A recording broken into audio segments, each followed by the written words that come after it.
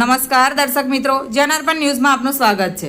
સામાજિક કાર્યકર અને કોંગ્રેસના આગેવાન વિજય જાદવ સાથે વડોદરા મહાનગરપાલિકાની વડી કચેરી ખાતે પહોંચ્યા હતા। તેમના વિસ્તાર નવાયાર્ડથી છાણી જગાતનાકા સુધી ડિવાઈડરના પથ્થર બદલવા મામલે આજે તેમને ગળામાં પ્લે ડાર્ક પહેરી પથ્થર લઈ આવી પાલિકા ખાતે પ્રદર્શન કર્યું હતું અને આવેદનપત્ર થકી જૂના પથ્થર સારા હોવા છતાં કેમ નવા પથ્થર લગાવવામાં આવે છે તેવા સવાલો કર્યા હતા। આ મામલે તપાસ થાય અને જવાબદાર અધિકારીઓ સામે કાર્યવાહી થાય તેવી માંગણી વિજય જાદવે કરી હતી। Bureau report, જનાર્પણ news.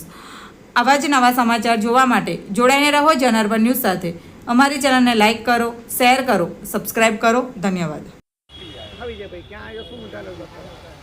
આજે અમે મ્યુનિસિપલ કમિશનરશ્રીને આવેદનપત્ર સુપ્રત કરવા આવ્યા છે। વડોદરા શહેરની અંદર ભ્રષ્ટાચારે ત્રાહિમામ પોકારી દીધો છે। ક્યાંક ને ક્યાંક કોર્પોરેશનની તિજોરી ભરેલી હોય તો અધિકારીઓનું કોન્ટ્રાક્ટરોની ઊંઘ આવતી નથી। અને એવું જ એક મોટું ઉદાહરણ અત્યારે અમારા વિસ્તારની અંદર નવાડથી લઈને જકાતનાકા સુધી મુખ્ય માર્ગનું જે વચ્ચે ડિવાઈડર છે એ ડિવાઈડરના જૂના પથ્થરોએ બદલવાની કામગીરી હાથમાં કોર્પોરેશન લીધેલી છે। આજે જે જૂના પથ્થરો હતા જૂના પથ્થરોને અમે સેમ્પલ આજે કમિશનરશ્રીને બતાવવા આવ્યા છે અને ખરેખર તમને કહી દઉં કે સારી ક્વોલિટીની જે જૂના પથ્થરો હતા, હેવી પથ્થરો છે, સારા ગુણવત્તાવાળા છે, છતાં આ લોકોને બદલવાની એટલી બધી શું જરૂર પડી? જ્યારે તિજોરી ભરેલી હોય તો આ લોકોને ઊંઘ આવતી નથી અને ભ્રષ્ટાચાર કરો આ લોકોના હવે બ્લડમાં થઈ ગયું છે।